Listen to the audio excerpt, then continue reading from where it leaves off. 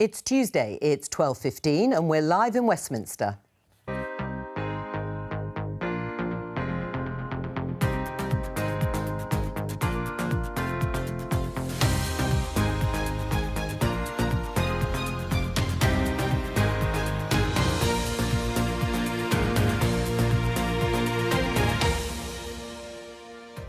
Joining me, former Universities Minister Chris Skidmore, Shadow Attorney General Charlie Faulkner, Policy Editor at the I newspaper Jane Merrick, and PR Agency Chair and former Director of Communications at Number 10, Katie Perrier.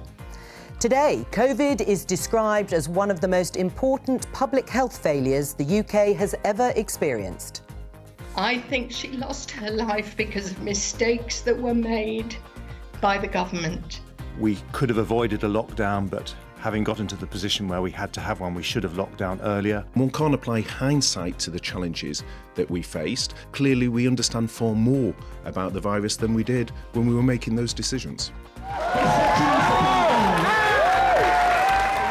These protesters in Oxford were calling for the statue of Cecil Rhodes to be taken down. Today, academics say a new plaque paints him as the devil incarnate. Will this minister threaten to suspend part of the Brexit deal for Northern Ireland? There comes a point where if the EU won't negotiate reasonably, there might be no option.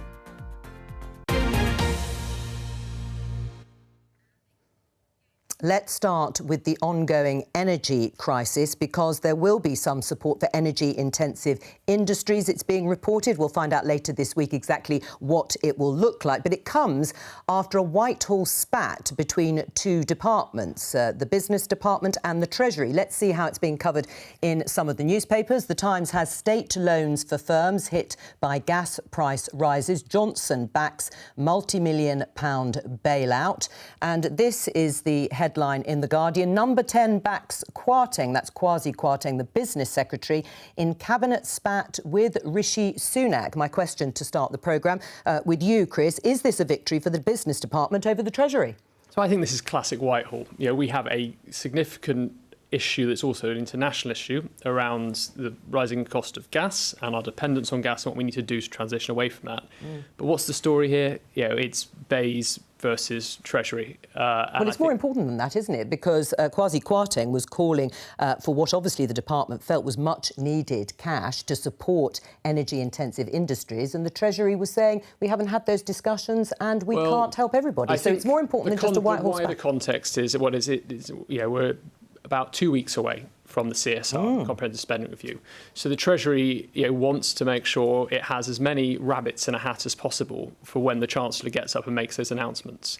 I've got no doubt the Treasury, you know, is preparing a package. What they want to do is obviously control the announcement and to be able to say it's Rishi Sunak's announcement. I mean, his constituency isn't actually very far away, I think, from some of these steel plants up in the north. And, you know, it's the vested interest there is obviously for the Chancellor to hold the decision. I mean, it's no different from when New Labour was in power. You know, the Chancellor wanted to have that opportunity. And so I think, you know, you've seen the criminology of this is ultimately that there are some form of talks ongoing, whether they're on text messages, whether they're civil servants, you know, whether they are SPADs is by the by. You know, what we do need is an urgent clarity of what's the support package. And I would also say there should be a conditionality around, you know, green measures being built into the support for the steel industry. It's always the case, isn't it, Charlie, that the Treasury has got to look after the purse strings? Of course, but what happened here was there is, as Chris, I think, fairly acknowledged at the very end of his answer, there's an urgent need for a package because the energy-intensive industries are at huge risk as a result of the vastly escalating energy prices, partly caused by us not having enough supply because this government over the last 10 years didn't put enough nuclear in place, didn't put enough, and Chris is nodding, I hope that's on the television. I agree. And didn't put enough. It is now. It is now, and not enough renewables in place. But be that as it may, there needs to be an urgent package. And what do we get? What do we get? We get the Prime Minister going on holiday. I've got no problem with the Prime Minister going on holiday. He needs a holiday. But surely he should have left in place some arrangements for these energy-intensive businesses, which employ hundreds of thousands of people. And Rishi Sunak appears to spend his Sunday mornings watching the telly, whereupon Nothing wrong with that. Nothing wrong with that, because you're on it, presumably. And then Kwasi Kwarteng says something like, we better do something to save these industries. And he rings up and puts into the public domain a really vile message about the fact that Kwasi Kwarteng often makes things up in interviews. Kwasi Kwarteng, as far as I can see, was trying urgently to get a package together to save jobs and save industries which are vital in the post-Brexit world. All right, and he gets no help. You were at number 10, Katie, watching all this. What do you make of it all? I mean, it's been quite public, all of it. And it's regrettable because no spinner in that job wants to play that out, hang their dirty linen out in public. And so really it's about how they get on with it and get a package together. One thing I would say, though, is this is going to continue all the way up into the budget, because this push and pull between fiscal conservatives who think that we are not here to constantly bail out everybody every time. You know, the furlough money now bailing out certain industries. Look what happened with the airlines during the crisis. The government was slow to actually help them out and put pressure on shareholders. And I think that's something here. I know that Chris and Lord Faulkner also talked about the pressure on green, making sure that we come back with more green plans for the future. But I do think we should look at whether shareholders and investors need to also take some of that here. We also need to look at the energy mix and talk about what we need to invest in the future, and not always shy away from oil and gas, because it's clearly needed in this mix alongside renewables and others. Right. I mean, Jane, listening again to everything that's been said, do you have some sympathy with the Treasury, with Rishi Sunak? Because there could be sector after sector lining up way beyond the spending review, if it's going to be as difficult a winter as, in fact, Kwasi Kwarteng said a few weeks ago, asking for money. I think from his point of view, he had to draw a line in the sand on Sunday morning by sanctioning that extraordinary message. But I think when it comes to energy-intensive industries, and no one's talking about permanent help, this is short-term temporary loan. I spoke to an official who was at the meeting with these industries on Friday, and he said his blood ran cold at the state of the situation that they're facing. So I do have some sympathy for Rishi Sunak, but we are, as Lord Faulkner said, in quite an urgent situation. And don't forget, these are the industries that are the core of the manufacturing base in the UK that Boris Johnson and presumably Rishi Sunak has signed up to, about levelling up. And it's key to those red wall seats that delivered them the victory in 2019.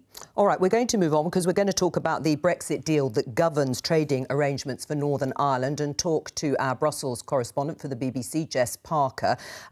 Because, Jess, we know that the Brexit minister, Lord Frost, is going to be giving a speech this afternoon, setting out that he wants some sort of root and branch reform to the Northern Ireland Protocol, part of the deal that was agreed by the government. And that's ahead of the EU Commission setting out their stall for some changes tomorrow.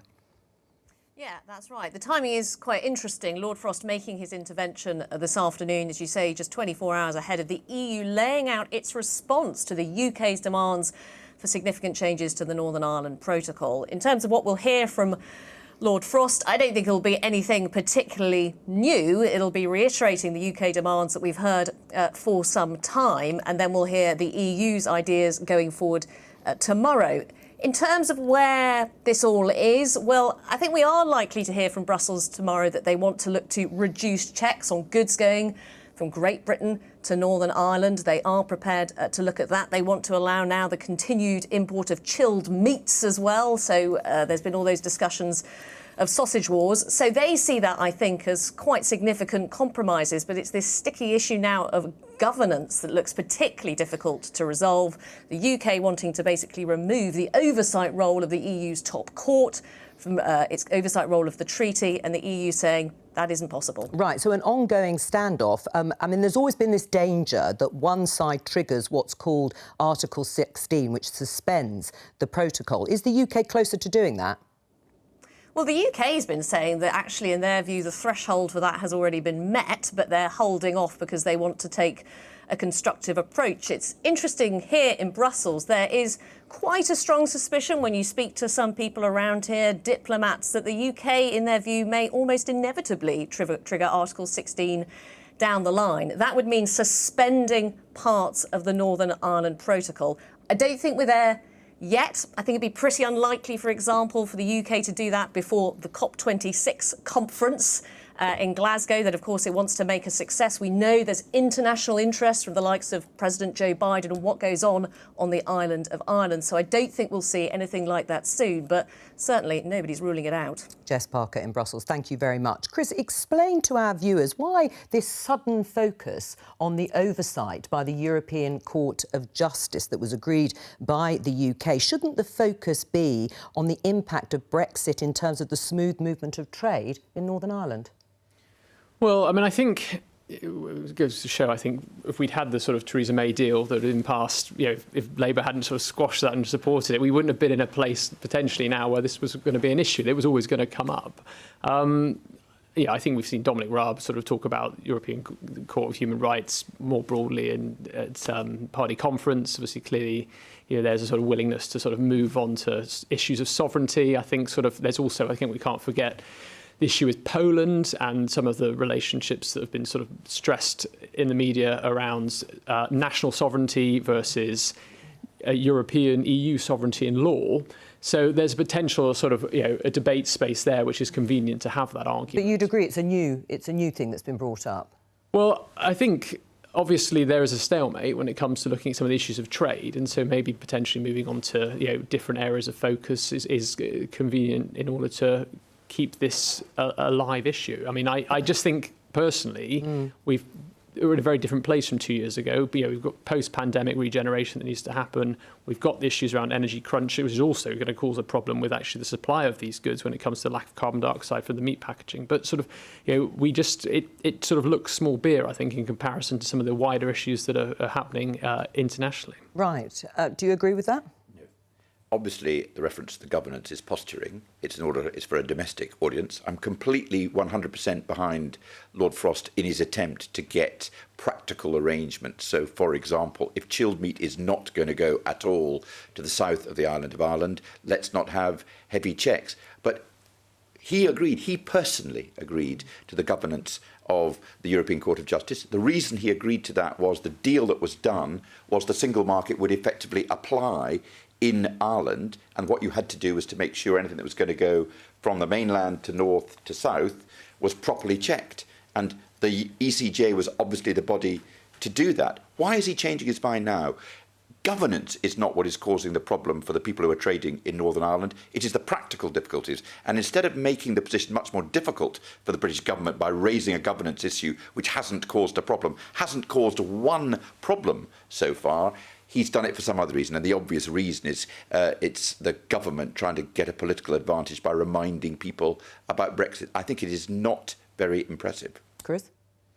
Well, I mean, we'll see what Lord Frost's speech is going to set out, but I think that we have seen a government that's still going to continue to want to legislate and diverge away from EU regulation, EU rules. So not in relation to the single market in Ireland. No. But I think my point is the sort of the wider political messaging. I'm agreeing with you. I think on this point that actually, sorry, I didn't realise. The issues around Northern Ireland are reflected back into the UK debate. But whether it remains to be relevant is a different question, because actually I think there are wider issues. But I think we've got to see what's going on with Polexit, or whatever you want to call it. I think we can't see the sort of question Northern Ireland being sort of seen without being divorced from other things that are going on. Well, Katie and Jane, I'm sure you can hear Chris sort of tentatively stepping around this issue, perhaps because of his initial position on this whole issue, and talking maybe wistfully about Theresa May's deal, Katie, which you'll remember well, of course. What do you make of all this? Northern Ireland was the main sticking point for Theresa May, and she was so ready to try and to make a deal that worked for residents in Northern Ireland, that was satisfactory for those in Ireland as well as here on the mainland. And that was kind of the moment that she knew that it was going to not go the way that she wanted to. And some of the accusations from that Theresa May camp was really around the fact that Boris Johnson's team were quite happy to ride over those for the temporary measure in the short term and then tackle them in the longer term. And that's what we're seeing now. The fallout from Brexit Brexit, in terms of those finer details, will carry on and roll on quite into the future. But I think what it does show is the EU's inability to be, flexible, its attitude towards Poland, but also moving forward. If we look at what happened with the submarine deal, AUKUS with Australia, Australia gave up patience with France. They had enough of the slow inability to make decisions, always having to refer to the EU, and got into bed with us instead. And I think that is the success of Brexit, and that's something that Boris will want to keep on reminding people time and time again. Right, Jane, do you agree with that point? Inflexibility of the EU is making this difficult. I think it's hard to see where the compromise will be. I mean, if Number 10 and Lord Frost are really determined to try to get some movement on the ECJ, the EU are not going to budge on the ECJ. I cannot see that. I think Lord Falkland's right. I think a lot of this is politicking. Katie is completely right to say that when Theresa May was trying to strike a deal, she was taking Northern Ireland into consideration, and because she was in an arrangement in government with the DUP. Now, from Boris Johnson's point of view, the background obviously is that he thought he could win an election on Get Brexit Done. He didn't need to take the consideration of the DUP into account. And this is why we have this mess now. I think in haste, they wanted to get Brexit done, but now we are seeing that Brexit isn't done at all. And I think they're trying to now unpick this. And this is a reminder to the voters that, Brexit is not done at all. And that's the cover-up that they're trying to do. Right. Before I come back to you, Chris, I mean, Charlie, it's true, isn't it, that your solution, Labour's solution, is closer alignment with EU rules. And if that's the case, what was Brexit all about? No, that's not our solution.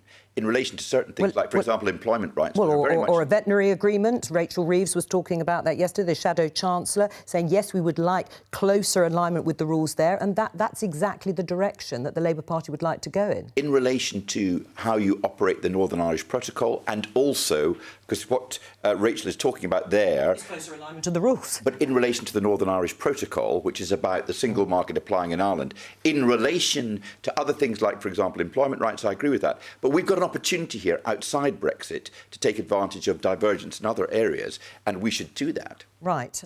In terms of that closer alignment with the EU rules, would you like to see that too?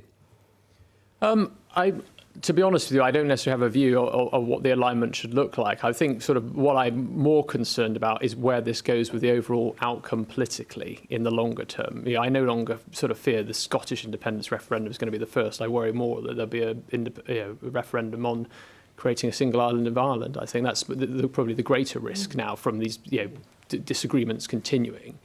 And also, I guess, what is the role for the US here? I mean, I think there's also been a trigger. I think we've got to reflect on the fact that because after Boris Johnson visited the US, Biden said actually there's not a priority for a US-UK trade deal. That's now created maybe a space which now the UK is seeking to fill. They're willing to work with the US to have that trade deal. And obviously Ireland and the Good Friday Agreement is going to be a clear priority of that. So I think I just like to take a step back and think, well, what is the potential worst outcomes that we could face here? Put aside chilled meats and all this and actually say, well, let's work from it. Let's not think about that nuclear button moment of having a referendum, which could be the result. We could see the Stormont Assembly collapse in a couple of months' time if the DUP pulled the trigger, and this suddenly slides downwards. So on the Northern Ireland thing, Sir Geoffrey Donaldson on the radio this morning said the key thing for him was how easy it was to get stuff from the mainland to Northern Ireland. And he was clear that that was his important thing more than the ECJ. The preservation of the current thing, and it's a matter for the people of Ireland to decide, not for us. If there's no border between the north and the south, that is more likely to preserve the status quo, because what's been going on over the last 20 and 30 years since the Good Friday Agreement, the Belfast Agreement, has worked. And if you undermine that in any way, then you undermine the current status quo. All right, well, we'll hear more, obviously, from Lord Frost later and the European Commission tomorrow. Now, you may remember these pictures from 2020 that we're about to show you. The Cecil Rhodes statue outside Oriel College at the University of Oxford has been the target of the Rhodes Must Fall protest movement, which argues that Rhodes is a maligned symbol of colonialism. Now, Now, in June 2020, the governing body of the college voted in favour of removing the statue. However, they said in May they couldn't take it down or wouldn't take it down because its removal would be subject to difficult legal and planning processes brought in by the government. Now, the Oriel College has now installed a plaque in line with the government's policy to retain and explain. You can see it there, just about, at the bottom of that picture, the white plaque there.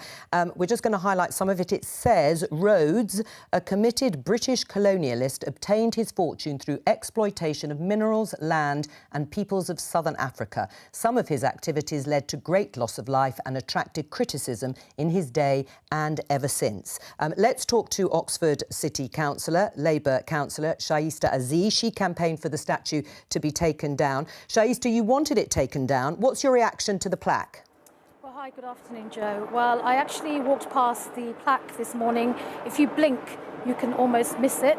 I was part of the college's independent inquiry into the Cecil Rhodes statue. And what it really feels like is that they're basically disrespecting the work of our commission, which was very robust, very independent and very nuanced. And it really feels like, you know, almost like a Banksy-style guerrilla artistic move where they've just kind of overnight decided to go and put this plaque up, which is not really telling us anything in relation to the context behind Cecil Rhodes and what he meant back then and what he means now. As you've said, in 2020 there were thousands of people engaging with the college and the wider university on the back of the Black Lives Matter movement and also the Rhodes Must Fall movement. And I think the main point I want to get across here is the university and the college needs to do better. But this isn't just about a statue.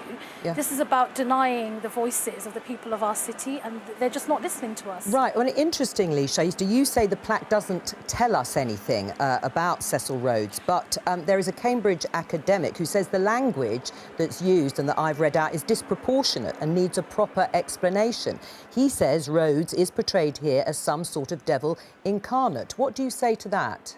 Well, I think we need to stick to the facts, and the facts are quite horrific. If we look at the history books, and here's the point, you have to plough through the history books to understand who Cecil Rhodes is, because up until this day, it's impossible to fully understand who he was and who he is if you're just looking at that statue or now this plaque. And I think part of the problem here is that facts still matter, but what we have, we're in the middle of a culture war, which means that, you know, people who are trying to get to the bottom of British history are being accused of denying British history. Now, I think it's very possible to have wording on that plaque that is not contentious and that is much clearer and that is explaining what this man was about and what he represents now. Shaista, will you stay there just for a moment and you can listen to our other guests. I'm going to start with you, Chris, because the government has changed the law. They've set up a series of hurdles to make it more difficult to remove statues like Cecil Rhodes. Is the plaque that you've seen, and I've read part about, is that a good example of the retain and explain policy? I think it's a good start. I think it's important that we don't erase the past. I think that we need to invest more in our institutions such as regional museums to be able to make more of an effort on actually what that strategy should look like. So it's not just a small plaque, but actually there's maybe a nearby museum that people can go to. But ultimately, I'm always in favour of more culture and less war. I mean, the big tragedy, I think, of all of this stuff, and I was Universities Minister for 2 years, is that we're going to have to spend 5 minutes talking about a lump of stone rather than actually 5 minutes about talking about how to improve access and participation to Oxford, about how we can ensure that investment in our universities is then used to regenerate sort of communities that are left behind.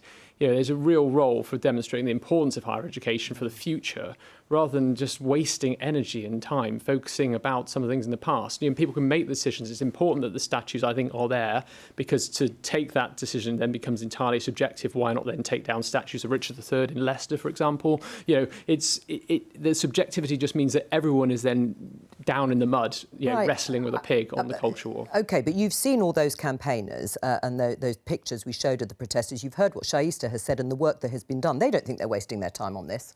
No, but they're playing into a trap. I mean, they're playing into a trap that ends up on the front page of the Telegraph and misappropriates, and that then becomes the reality of what people think academia is about, when actually academia is far more than that. It can change lives. You know, getting a degree can mean huge amounts of things for people, but then actually what they're doing is becoming their own worst enemies by creating these movements. You know, the whole idea about decolonisation is such an aggressive word. Yes, let's have a broader and richer curriculum, which means that everyone from every single background has the opportunity to study authors and disciplines that are relevant to them. But let's not call it decolonisation. It's such an aggressive approach that actually backfires. Shaista?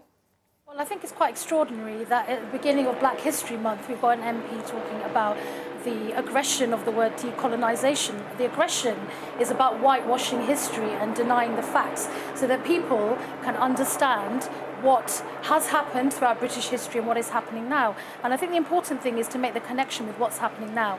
We are currently in the middle of a pandemic. The level of inequality in this country, which is deeply racialised, has been exposed like never before. And so if people in this country don't really know how this country's wealth came about, how we became who we are, so-called Great Britain, how are we going to move this narrative forward and create a country for everyone? And I think it's quite extraordinary as well to say that, you know, campaigners are doing a disservice to British history. We're not. I was in Edinburgh this weekend. Many cities across this country, many cities across the world are grappling with the same issue. And in Edinburgh, I saw contextualisation plaques that were massive, that were huge, that weren't hidden from plain sight, and that are very easy to find. And I think we need to ask Oriel College why it's decided to do this. And then the final point I want to make is I do agree with your guest there about the wider issues around access, particularly around working class students in Oxford and students from BAME backgrounds. And this is all part of our Commission of Inquiry report, where we asked Oriel College to urgently start doing the work around this. But it very much feels like this is a stunt which is derailing the wider work that needs to be done. And the people responsible for the derailment are not campaigners, are not so-called lefties, they are not so-called woke people. It is the college and the institution that is the University of Oxford, and it needs to take responsibility for that. Chris? Well, I reiterate the point that I just think this is, there's only so much time in the day to be able to look at how we can, think about the issues that matter, the inequalities that we need to solve in higher education and access to education. I think, focusing on statues when, it's simply only going to end up on the front page of the Telegraph, and for the wider British public to then think, well, is this what people do with their time? Isn't a priority. It's a question of priorities in politics, and this is the wrong priorities to take up as, a key issue. Shaista, what would you have written on the plaque? Well, first of all, I'd say this is not about statues. I'm sick to the back of the teeth of talking about statues. I'm not interested in statues. I'm interested in accountability, and I'm interested in equalities for everyone. So that's the first thing. Now, in relation to your question, I think some of the language is just very ambiguous, and I think at the very minimum, what we should know, what should be stated on that plaque very clearly, is how much wealth Cecil Rhodes made from his so-called endeavours across Africa, and the human impact of that and the legacy that has on our high street. I was born and raised in Oxford. I grew up seeing that statue when I was riding on the bus. I never understood what it was. I had to go out of my way to go to the school library to discover what that was. And now, generation later, my nieces and nephews are marching on the streets of our high street demanding better and demanding equalities. And that's what this is about. This is not about statue. This is about the denial of history and representation of people of colour in our city and beyond. All right, Chris, you look perplexed. No, well, I just think that when it comes to the reasons for doing this, it's better to keep the statue there and to be able to clearly explain. You went on the bus and you saw the statue, and therefore you went off to the library and made a historical inquiry. I mean, if the statue had come down, everyone would have forgotten about Rhodes, and we would never be none the wiser within 20 years. All right. Shaista Aziz, thank you very much for joining us today. We're going to talk about COVID because covered in the newspapers, we'll show you a couple of headlines in a moment. There's a select committee report out today which states that the UK's failure to do more to stop COVID spreading early in the pandemic was one of the worst ever public health failures, says this report by MPs. The government approach, backed by its scientists, was to try and manage the situation and, in effect, achieve herd immunity by infection. This led to a delay in introducing the first lockdown, costing thousands of lives. But the report also highlights successes, including the vaccination rollout. This is the headline in the Daily Mirror, showing our viewers and guests, COVID report, government failings, deadliest of delays. And we also have the Financial Times. Herd immunity groupthink led to public health failure, MPs find. Jane, it's a sobering moment, isn't it? It is. I mean, we knew this committee report was coming. We knew it was going to be critical, but I think it is a real moment where we step back and look at the circumstances going into the early days of the pandemic.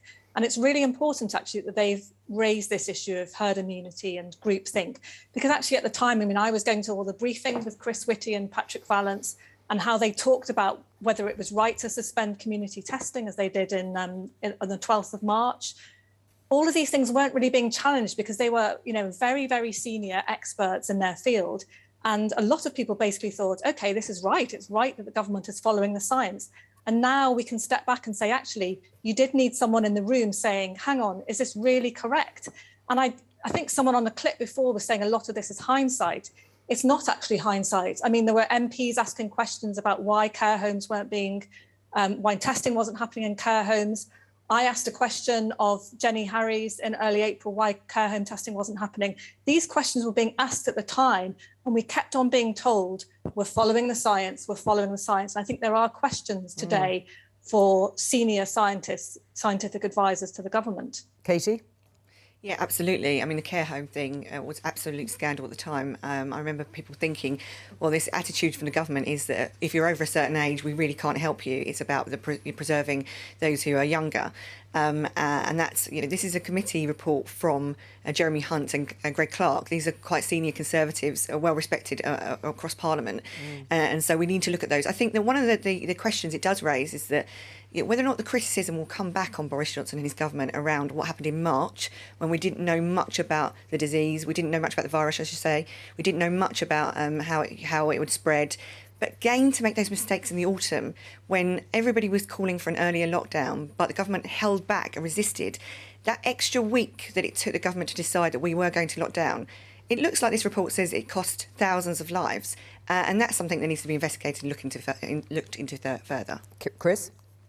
So I think there is an important question to be asked about preparedness. Obviously, we can talk about within those immediate sort of weeks of what happened. And I mean, I only actually remember Rory Stewart being the one clear voice who was coming on programmes like this saying you've got to lock down now. I don't necessarily remember Jeremy Hunt at that moment sort of being the first person to do so.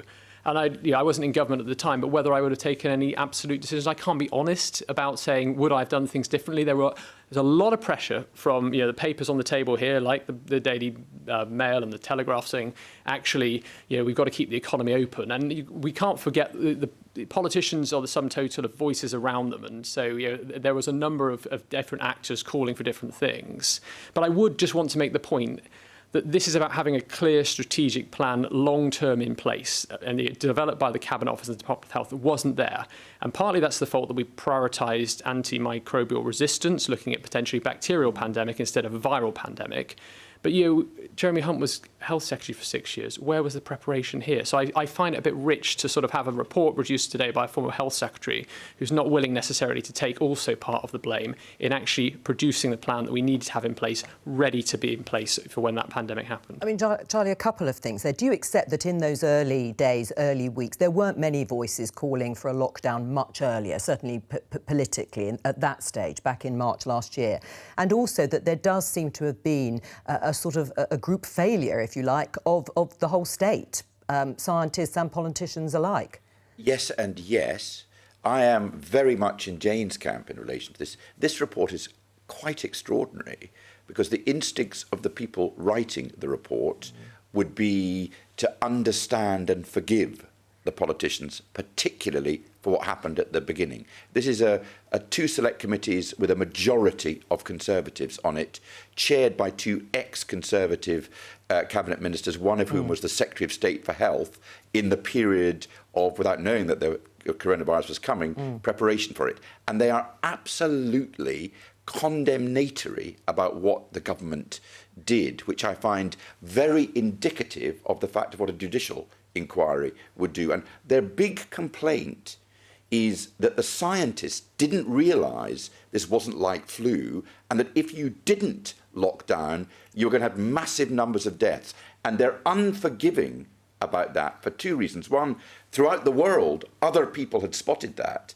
particularly in Asia, so they're making a big mistake. And secondly, they are saying the character of Boris Johnson is very unchallenging of expert advice. I think about what Tony Blair or Gordon Brown or Ed Miliband or Keir Starmer would have been like confronted with this advice, oh, it's just like flu, they would have challenged it. All right. Katie is interesting because Katie would have known what Boris would be like when confronted with that advice. Would he have challenged the scientists enough, do you think? All right, well, we'll come back to that if I can remember. Katie, you can come back in a moment because I'm going to bring in Sir David Spiegelhalter. He's the Professor of Public Understanding of Risk at the University of Cambridge, and he has published a book called COVID by Numbers, focusing broadly on the difference using data more effectively and analysing more of it would have had on the response and potentially the outcome. David, can I just refer to something, though, in the Select Committee report that we've just been discussing first? It said that a country with world-class expertise in data analysis should not have faced the biggest health crisis in 100 years with virtually no data to analyse. Do you agree? Yes, I do. Our book actually doesn't do much blaming and shaming and judging. That's not what we're trying to do. We're trying to explain what we can learn from data and how we can understand from data what's going on. But there was a data desert at the beginning of the pandemic, largely because the lack of testing data. We just didn't know how many people were getting this virus. And if we had known more about this, we might have learned more quickly about asymptomatic spread. The Select Committee do point out, the good things that the country did. For example, of course, the vaccine development and rollout, but also the recovery clinical trials, which have contributed, huge knowledge about effective treatments for COVID. I think it's unfortunate that they left out another massive success, which was the start of a very rapidly setting up the COVID infection survey in April by the Office for National Statistics. Conflict of interest, I am a non-executive on their board. So, well done for declaring that, David. I would say that, wouldn't I? But this was done incredibly quickly. And finally, we knew how many people had the virus in the country by essentially the end of April. So I think that initially there was a real lack of data and people floundering around not knowing what was going on. You do say, though, in your book, David, that if there had been more data and more effective use of data when we had it, it would have led to a better understanding of the virus. I suppose what I want to know is, would that then have saved lives?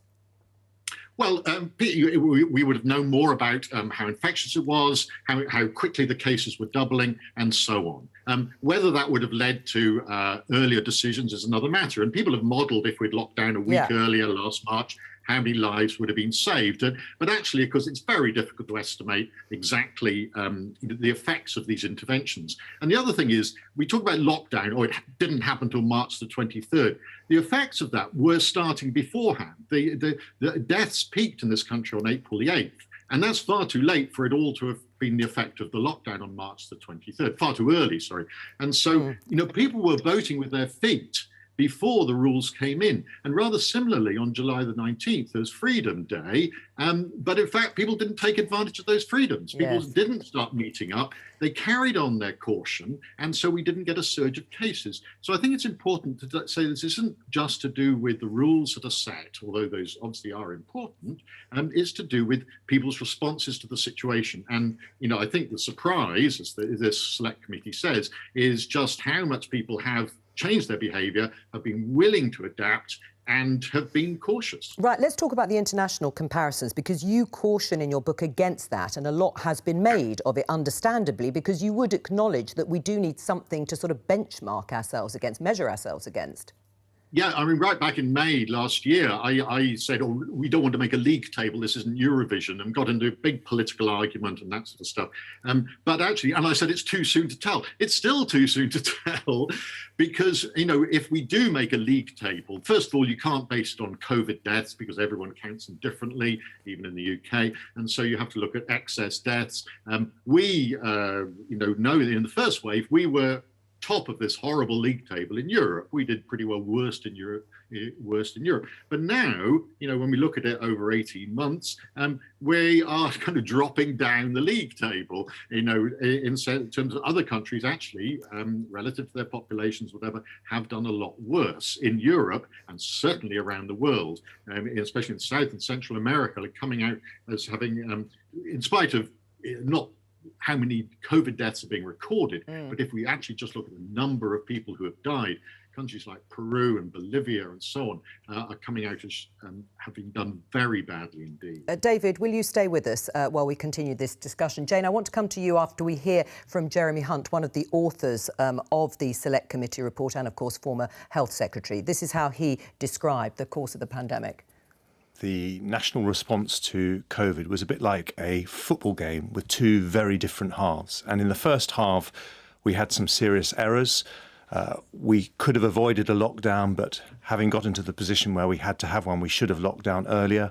But in the second half, we had the vaccine rollout, which we describe as the most effective initiative in the history of UK science and public administration. Jane, what do you make of the way he made that comparison, that assessment? Yeah, it's actually interesting because they both speak to the same thing, which is in the early days, there was a sort of a very Whitehall, let's stay with what we know, let's stick with the plan, which was a flu pandemic plan. And there were no challenges. I think Dominic Cummings raised this in his Select Committee evidence. There was nobody challenging the evidence. And I think the success of the vaccine rollout was because you had Kate Bingham, you had people sort of disrupting that groupthink and saying, well, why don't we just do this? Why don't we let's break out and see what we can do on vaccines. Let's buy up all these vaccines. And it was a very non-group thing to do. And that's why it was so successful. And I think that's the lesson to learn from this, is not to be so sort of weighed down by that Whitehall tradition, and to basically think we're in a pandemic, anything goes. We have to challenge the status quo. Do you agree, Charlie, with David broadly in the sense that it's too early to make a full assessment? You heard there the analogy with a football game from Jeremy Hunt. But if you look at a country like Australia, for example, when you look at international comparisons, it's only just now, parts of it, beginning to open up after being in lockdown for such a significant amount of time. Yes, I agree with him that it's obviously much too early to make a full comparison. But I was very keen to ask David, did he agree with Jeremy Hunt's conclusion that they made a mistake about flu? They thought it was like flu when, in fact, it wasn't like flu. And they were getting huge amounts of information from Asia, making it absolutely clear it wasn't like flu. What made them suddenly switch from the 16th to the 23rd of March was discovering that if they went on with their policy, there were going to be massive amounts of deaths, because flu doesn't kill in the way that this virus killed. And I'm interested to know if David agrees with that assessment of this committee's report. David? OK, well, I'm not privy to all the decision-making that was made at the time. But, yeah, I think in retrospect, people would agree that there was a real slowness to move from the flu pandemic scenario to the emerging disease scenario in the National Risk Register. These are two separate risks that were present there, and the emerging virus scenario was actually downplayed. It was only expecting, 100, 200 deaths or something like that. But that was on the basis it was flu. What was it about the British government which didn't have another? I mean, David won't know that. What was it about the science? You will know about the scientists, David, because they were going along with this until the 16th of March. Why didn't they realise? Because that's what Asia was saying. This is not flu. This is SARS or MERS. I can't talk about what the scientists were saying, advising. All I can say is that certainly by the 16th of March, the Imperial report, which actually got the severity of COVID extremely accurate, in terms of an average 1% fatality rate, 10 times that of flu, and made some very good judgments, I think, about what might happen under different scenarios, and produce this shock that was clearly necessary. David, I'm just going to rush through a couple of graphs. I know you don't like the way these numbers are presented by the media, but they are the government figures. They're given us to this way. These are COVID-19 daily cases, 11th of October, just over 40,000 a day. If we roll on to the next graph, you can see COVID-19 patients in hospital standing at 6,728. And then the final one is the number of deaths. It's 28. It's low because it comes after a weekend. David, have we deemed this now to be an acceptable level of risk?